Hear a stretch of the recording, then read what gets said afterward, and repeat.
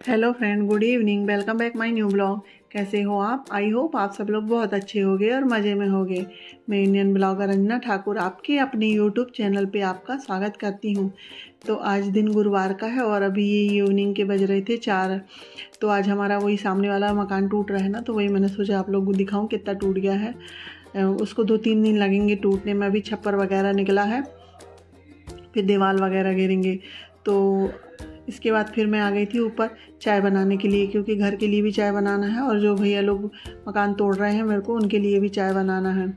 तो मैंने चाय चढ़ा दी हूँ और मैं एक साइड दूध वाली चाय रख दूँगी और एक साइड काली चाय रख दूँगी अपने लिए। तो दोनों चाय एक साथ बन जाएगी तो मेरा थोड़ा जल्दी काम हो जाएगा। और चाय में ना हमारे यहाँ कोई भी मसाला वगैरह अदरक वगैरह नहीं डालते हैं, सिंपल चाय पीते हैं।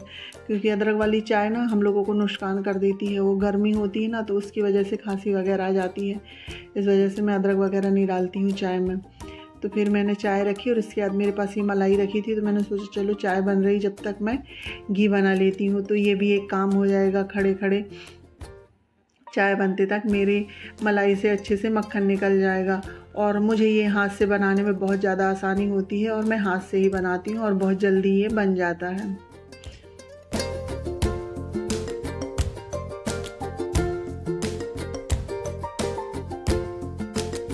तो मेरी चाय में उबाल आ गई थी, तो मैंने उसकी गैस को सिम कर दिया और फिर इसके बाद और पकाया और फिर मेरी चाय पक चुकी है तो मैं छान दूँगी और भैया लोगों के लिए भिजवा दूँगी और अम्मा जी और इनको भी दे दूँगी। और मेरी जो काली चाय है ना वो बन गई थी, तो मैंने उसको भी छान लिया था।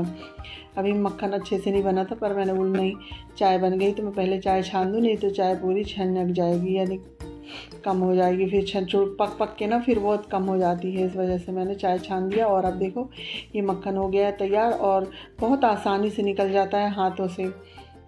तो अब हम इसमें अच्छा ठंडा पानी डाल देंगे, तो ये अच्छे से जितना फैला हुआ होता है वो इकट्ठा आ जाता है ठंडा पानी डालने से। और इसका देखो ये मक्खन निकल गया है। अब मैं इसको रख दूँगी और इसके जो पानी को होता है मैं एक साइड रख दूँगी। तो मैंने घी वगैरह बनाया और उसके बाद फिर मैं आ गई थी, आटा रखा था बोरी में, तो मैंने सोचा चलो इसको डिब्बे में रख दूँ।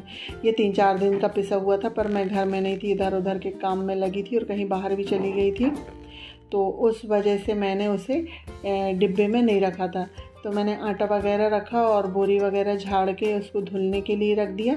और फिर आटा जब रखूँ ना तो पूरे रूम में आटा ही आटा फैल जाता है, तो मैंने पूरे रूमों में झाड़ू लगा लिया। क्योंकि शाम का समय भी हो रहा था, तो मैंने सोचा चलो पहले झाड़ू लगा दूँ, इसके बाद फिर मैं दूसरा काम करूँगी।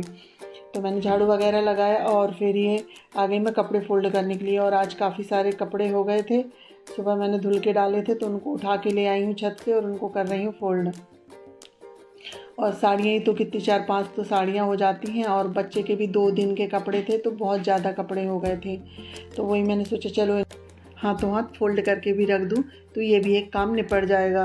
क्योंकि अगर हम इसको छोड़ देंगे ना तो ये फैला रहता है और फिर कपड़े जहाँ फैले रहते हैं ना तो फिर बिल्कुल अच्छा नहीं लगता, बहुत घर गंदा सा लगने लगता है। तो कपड़े को उनकी जगह मैं रख दूँ ना तो घर उतना फैला हुआ नहीं लगता, थोड़ी साफ़ सुथरा सा दिखने लगता है। और सबसे ज़्यादा ऐसा लगता है कपड़े इधर उधर बिखरे होते हैं तो आसपास कपड़े ही कपड़े दिखते हैं। तो फ्रेंड्स चलो फ़िलहाल मैं कपड़े फ़ोल्ड करके रख देती हूँ। इसके बाद फिर मुझे संध्या पूजन करना होगा, क्योंकि अभी ना 6 बजने में 15 मिनट कम थे और कपड़े ये सब तय करते रखते हुए मेरे को 6 बज जाएंगे। फिर आजकल अंधेला भी जल्दी होना लगा है, तो फिर उसके लिए जल्दी ही संध्या पूजन कर लेना चाहिए।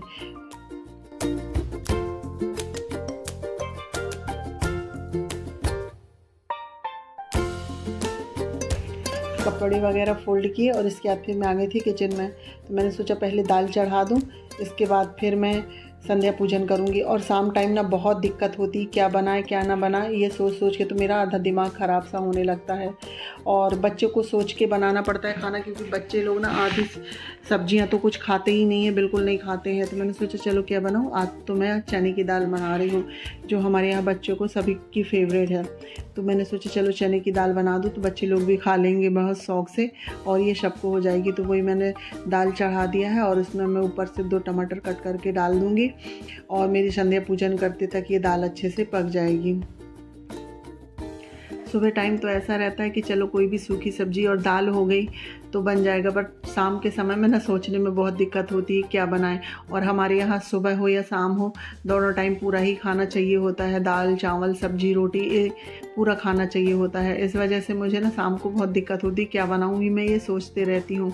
फिर उसमें से भी कुछ सब्जियाँ बच्चे भी नहीं खाते ना, उस वजह से मुझे और दिक्कत हो जाती है। तो चलो मेरी संध्या पूजन हो गई है। उसके बाद फिर मैं आ गई थी किचन में, मेरी दाल भी पक चुकी थी तो मैं दाल में तड़का लगा रही हूँ। और ये चने की दाल ना बहुत टेस्टी लगती है।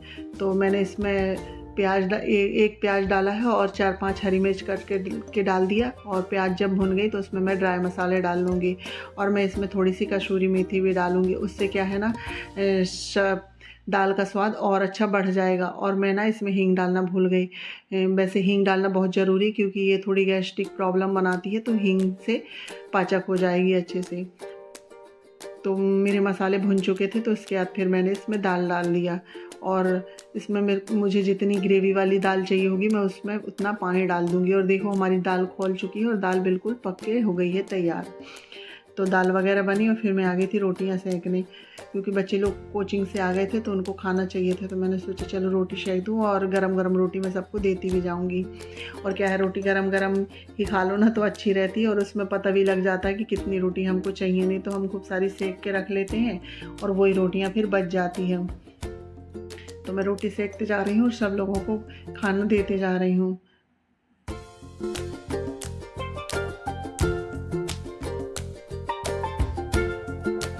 तो मेरी रोटी वगैरह सेक की हुई और मैंने अपने लिए भी लगा ली हूँ थाली। तो ये रहा सिंपल सा दाल चावल रोटी। बच्चे लोग ने सबने खा लिए थे तो मैंने सोचा चलो मैं भी खा लूँ, फिर एक साथ मैं किचन की क्लीनिंग कर लूँगी। तो मैंने खाया पिया, उसके बाद फिर मैं आ गई थी किचन में। तो मैं बर्तन वगैरह क्लीन कर लूँगी, क्योंकि ये काम रात में ही कर लो तो अच्छा रहता है कि सुबह जब हम उठते हैं तो हमको हमारा किचन चमकता हुआ मिलता है बिल्कुल। इस वजह से ये रात में ये काम करके सो जाओ ना तो सुबह उठते ही बहुत आसानी हो जाती है। और सुबह हम लोग फटाफट फिर अपने काम में लग जाते हैं, क्योंकि सुबह हमें हर चीज़ की जल्दी रहती है। सुबह से ऑफिस जाना है, बच्चों के लिए लंच बनाना, खाना बनाना, ये सब करने में ना हमें आसानी हो जाती है। इसलिए मैं सुबह यानी कि रात में ही ये सब काम कर लेती हूँ। तो मैंने बर्तन वगैरह धुला और उसके बाद मैं आ गई थी किचन क्लीन करने। तो किचन को भी अच्छे से यानी कि गैस प्लेटफार्म को भी अच्छे से क्लीन कर दूँगी। और जो आसपास ये टाइल्स है ना इनको भी पोंछ दूँगी, क्योंकि आज दाल थोड़ी पकते समय थोड़ी सी सीटी आते समय छींटे वगैरह लग गए थे, तो उनको भी अच्छे से क्लीन कर दिया। क्योंकि ना यहाँ चींटियाँ बहुत हो रही है, लाल वाली चींटियाँ, थोड़ा सा भी कुछ उनको दिखा तो वहाँ पर चींटियाँ लग जाती हैं। इसलिए बिल्कुल क्लीनिंग करना ना बहुत ज़रूरी हो गया है।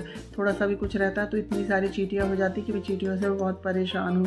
तो मैं गैस को, आसपास की टाइल्स वगैरह को और प्लेटफॉर्म को अच्छे से क्लीन कर दूँगी। इसके बाद फिर मैं इधर आ जाती हूँ। तो मैंने सिंक को भी अच्छे से विम लगा के क्लीन कर देंगी, क्योंकि ना सिंक में भी दिन भर बर्तन साफ़ होते रहते हैं तो चिकनाहट सी हो जाती है। तो सिंक को भी विम लगा के अच्छे से क्लीन कर देंगे। और ये सब काम नाइट में हो जाते हैं तो सुबह के लिए बहुत ज़्यादा आसानी हो जाती है।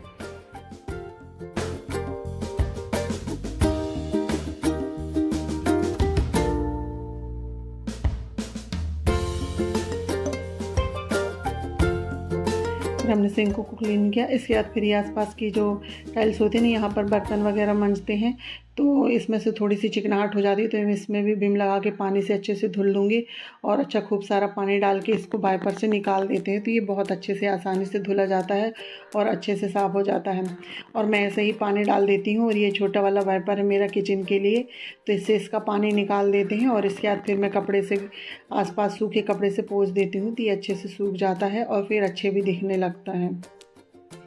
फिर मैं क्लीन यानी गैस वगैरह क्लीन करके ना फिर मुझे सुबह के लिए सब्जियां कट करके रखनी है, क्योंकि वैसे तो मैं सब्जियों को सुबह ही कट करती हूँ, पर कुछ सब्ज़ी ऐसी होती है जो रात में ही कट करके रख लो तो सुबह के लिए आसानी हो जाती है। इस वजह से आज मुझे सुबह वो वाली सब्ज़ी बनाना है, तो इस वजह से मैं रात में ही कट करके रखती हूँ। और हमें सुबह क्या बनाना होता है हम रात में ही सोच लेते हैं कि आज हमको सुबह में ये बनाना है। तो इससे क्या है ना, सुबह उठते से ही हमको सोचना नहीं पड़ता कि हमको क्या बनाना है, पट से उठे और अपने बनाने में लग जाते हैं। तो इससे हमें ना सुबह बहुत ज़्यादा आसानी हो जाती है। और मैं ऐसे ही करके रखती हूँ कि रात में ही सोच लेती हूँ कि सुबह आज मुझे कौन सी चीज़ बनानी है। वैसे कुछ चीज़ें होती हैं जिन्हें मैं कट करके रख लेती हूँ, और जो कुछ नहीं होती है तो मैं उन्हें सुबह ही कट करती हूँ।